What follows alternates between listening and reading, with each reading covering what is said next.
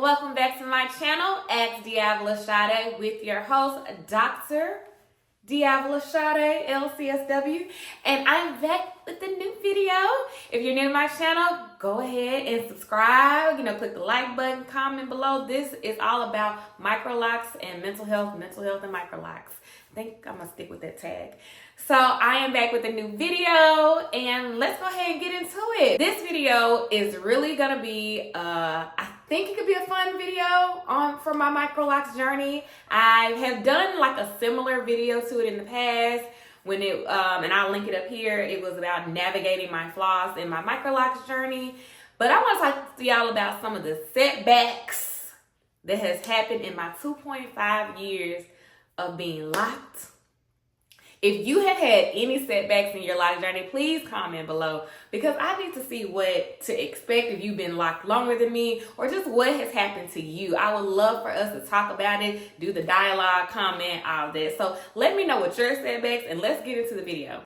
So none of these setbacks are in chronological order, but I will say that it took me a while to really think about my list. And that's because I haven't had a lot of setbacks. I feel like I have not had a lot of setbacks, but I have had some that I feel like I may be holding on to that is really not conducive to me enjoying my lock journey. So let's talk about one of them. If you are not new to my channel, I started putting oil in my locks maybe maybe November, December of last year. I started adding coconut oil to my locks, y'all. And because my locks had gotten fully mature, and I was seeing that they were a little bit on the dry side, so I would moisturize and then lock it in with an oil. However, my hair has also grown long. The length is here. And I was really focusing that coconut oil on my ends. Y'all, over the past 3 or 4 months, I have started to develop body acne, like on my neck and upper back. And I was just like, what is going on? 30s is really whooping my ass.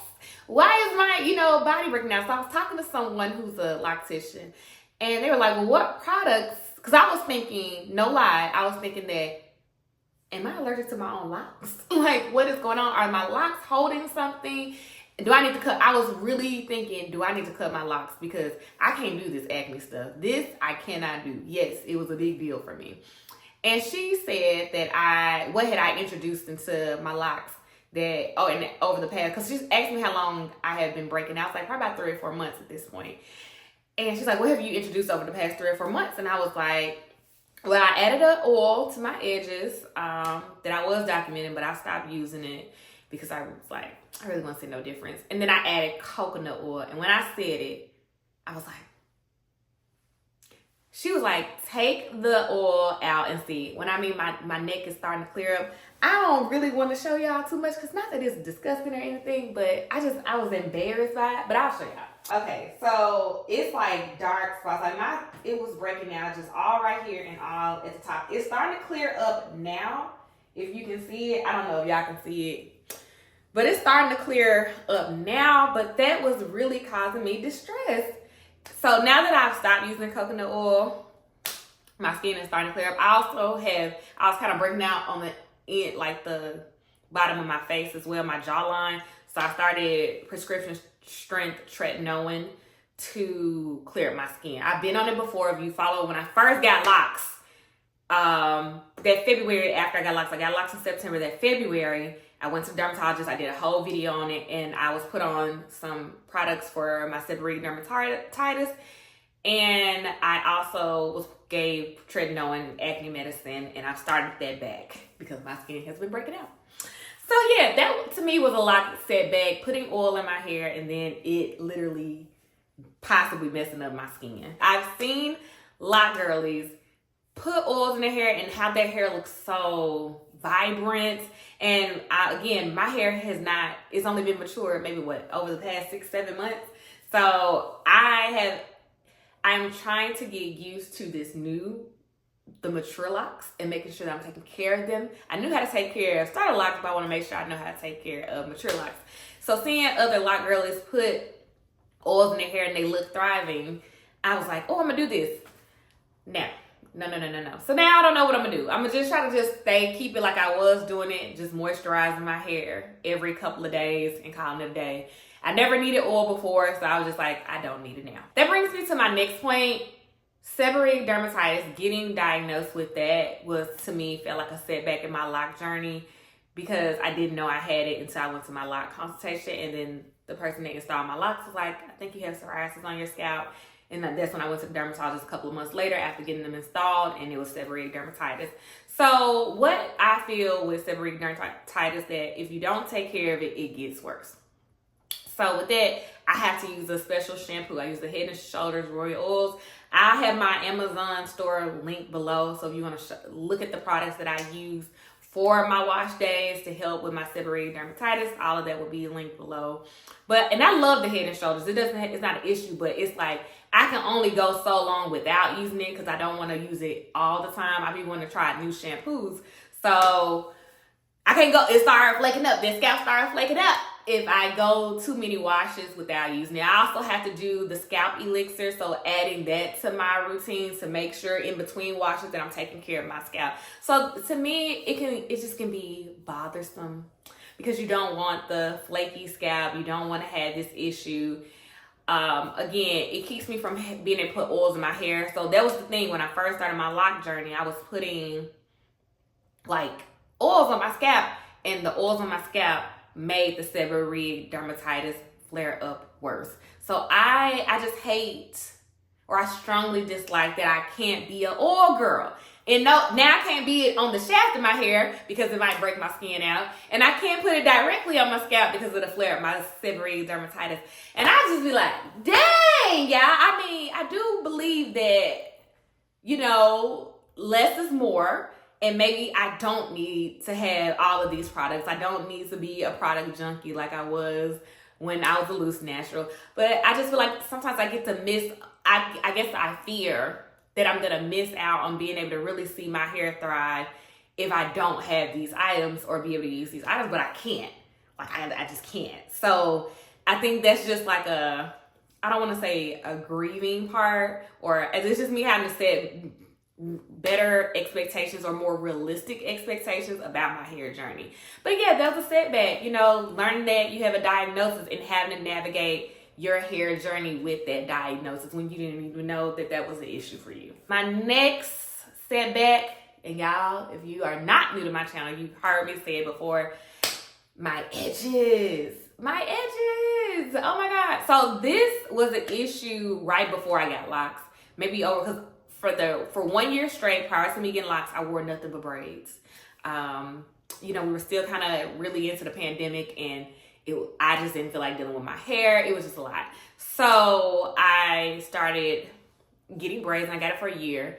And they used to, the braid in these two areas, let me show y'all, right here, it would be pulling. Like, the rest of the braids would be fine. And right here, eventually the hair would, the weave would start pulling my hair. So my hair would be like this little string with this long braid on it. And I wasn't aware that I could get traction in alopecia. I didn't know anything. I'm just like, and I just didn't pay attention, right? But of course, the person that was installing my locks didn't really tell me either. So she just kept putting whether it was her or someone else, they still kept putting big ass braids right here regardless. So I was just like, okay. I just wasn't knowledgeable on hair. Like, I'm more knowledgeable about my journey now because I'm taking time to research, because I don't want to have unhealthy practices when it comes to my hair. But long story short, that has caused hair to be as smooth as a baby bottom right here and right here. So I stopped using edge control over the past 2 years. Like, I'll use it here and there, but I really don't use edge control anymore.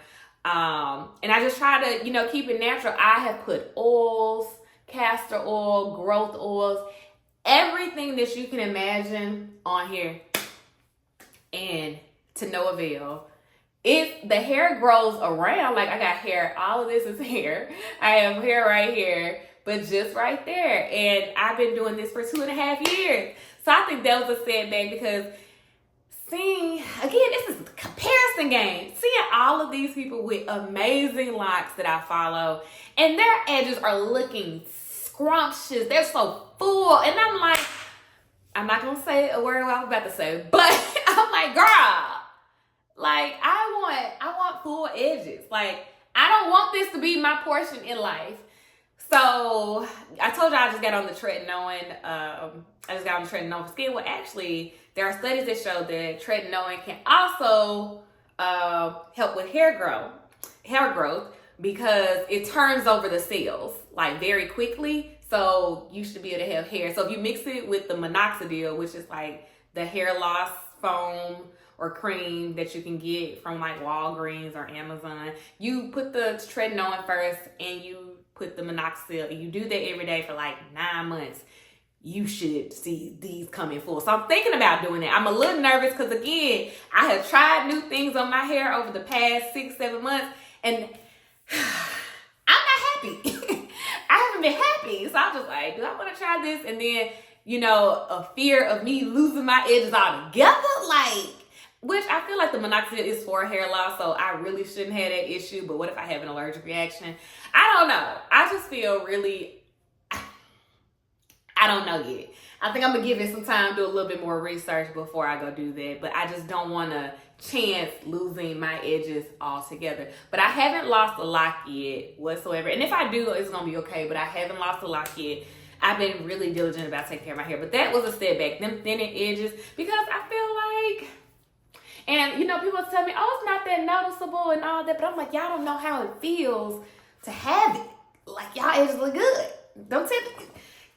Sorry, y'all, those was my notes. But yeah, so that was a setback in my journey. The last setback that I'm gonna name, and if y'all haven't followed me, y'all probably already know what I'm gonna say.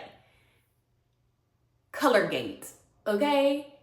Me coloring my locks for the first time and hating my color. I'll just link the videos right here. But yes, y'all, coloring my hair, I feel like was the biggest setback in my entire journey. And I know some of y'all gonna say, well, you kind of had an idea that was gonna happen. Yes, I knew that was a chance. But if you go back and look at the video when I got my hair colored, we bleached it the first time. So it was like gave it like a ginger honey blonde type of situation. One side of my head turned quicker than others. So she started here, started working to the back, and then came here. So it was like a circle. So by the time we got over here, this one looking yellow and bleached blonde, and this one's still looking chestnut. So then when we rinsed it out, we got Cruella DeVille going on. We got a brown chestnut over here and yellow, right? But then she goes in with like the ginger. It was giving yellow. And I hated it, and I had to go back, flew back to Memphis to get this color that I have here now, which is a red, to kind of tone it all out. But even now, if I show y'all, if I do the middle part, and y'all probably seen it in my last video, that this style is still a little lighter than this one. They're more uniform. But I just feel like at this point, I'm gonna rock this for a little while, but I'm almost thinking that in a couple of months, I'll probably go back jet black, just to be honest. I don't know. Y'all tell me. But I don't feel like it was worth it. I don't feel like coloring or bleaching my hair. Maybe I should have looked at alternatives to coloring versus like coloring without bleach. That's probably what I should have did, but I didn't. And I got my hair bleached, and I feel like that was the worst mistake. Although I don't feel like my locks have been damaged, I don't think it was worth putting my hair through all that to not even get the color that I, realistically wanted. Like, this is closer to what I want for sure. But I don't like that, this side of the locks is like more of a brighter red than, I wish I could show y'all like this. So y'all can kind of see. And maybe it's just not them, but y'all, I'm sure y'all can see that, where this is a bright red and this is like red, hints of red, biggest setback. I don't even need any more notes for that. That was the biggest setback. So I like the color, but again, it's not exactly how I wanted it. So I think I'm just gonna rock it for a while and wait to possibly go jet black. But y'all tell me what y'all think about the color. Do y'all like the color? Is it very noticeable to y'all? I did this video because I wanted to be honest that, and I wish more people would be honest that the lock journey is not picture perfect. I'm sure we like logically know that, but I think I was setting unrealistic expectations on my lock journey to do everything right and just be so intentional because of how bad I felt about not paying attention to my edges. So I was putting these unrealistic expectations on myself to have the perfect lock journey. And I kind of was like, damn, I done did all this work of learning how to take care of my hair just for it to still be hang-ups and bang-ups. But that's just real life. Like real life, sugar honey iced tea is gonna happen. So I'm just trying to just embrace that part. And this is just me being completely transparent. I'm just trying to embrace the part of that. I was never gonna have a perfect lock journey, especially if I want to try new things. Like also what I forgot to tell y'all, I forgot to put it on my list. Another one, okay, an extra one, put in deep conditioner in my hair. Y'all, oh my God, dog. I started putting deep conditioner in my hair over like the past month when right before I colored my locks, so I want to prepare to get the bleach. I wanted my hair to feel super moisturized. Y'all, hold on, where is it? It's this one lock in the front. Yep, it's this one. Y'all probably cannot see it. It got a little product buildup on there. I done washed my locks several times. I don't have it in all my locks, but I said I can't use deep conditioner on my hair anymore because I'm not finna be having product buildup. And I thought I was, rinsing it well, but even when my loctician rinsed my hair this last time, when I went to go get it done, and she washed my hair, this still didn't come out. So another setback. I said, let me stick to what I know. Leave-in conditioners, the ones you spray, are just better for me. I never used conditioner before getting my locks matured. I never used oils, and my hair still flourished. Like, look, my hair still flourished. So I'm probably not gonna be using no more deep conditioners, no more oils, no nothing. Like I'm going back to the basics, trying to try all these new stuff to make content for y'all. And I do love y'all, like I really do. But trying to make content for y'all, trying to spice up the channel, I'm messing up my hair, and I can't do this no more. So I'm gonna stick to the rivers and the lakes that I'm used to. But going back to what I was saying before I went on this other tangent, is that I am just embracing that my lock journey is not going to be perfect. It has not been perfect, but I still love my locks. I still feel beautiful. And I'm just embracing the journey and the ebbs and flows of the journey. So I would suggest that if you're in your lock journey, do not beat yourself up. Things are just not going to go as planned. People comb out their locks, cut out their locks, and start over with full new sets. And if it ever gets that bad, I'll do that. So it is what it is, but just enjoy the journey. Don't put unrealistic expectations on yourself when it comes to your journey, or don't be like me, be better. Comparing yourself and your locks to the lock girlies that are on YouTube, because their locks are beautiful. But you know what? I thought about it. Kiki J is one of those people that I follow. You've literally seen her bleach her hair. You've seen her change colors, and then you've seen her mess up her colors to the point she had to go black, and her hair still looks bomb. Her hair still looks, she's a beautiful young lady off the rip, and her hair still looks good even without all this. I was like, I literally looked at her, I was like, you followed her journey and you've seen what has happened with her hair color, and she's still that girl. So girl, you are still that girl. I mean, y'all still tuned in to me looking at my lock journey and seeing all the good and bad. I remember when Takira Ann, when, they were trying to possibly cut off her locks, but she ended up, going to a loctician, a really good one, and getting it fixed and all that. Like, her journey, and look at her hair, thriving. Congratulations on the baby as well. And the marriage. So yeah, like nobody I've known has had a perfect lock journey that I follow. So why am I setting these unrealistic expectations on myself? We ain't doing it no more. So for the rest of 2024 and going into the rest of my years as a lock girly, I'm gonna be transparent, and we ain't gonna try to have no perfect lock journey, and we just gonna enjoy where I am. Thank you guys for tuning into my video. I hope you liked it. Again, comment about your setbacks. Go ahead and subscribe. We got more content coming up. Follow me on TikTok and on Twitter. That's where I really be at. And I'll see y'all in my next video. Bye.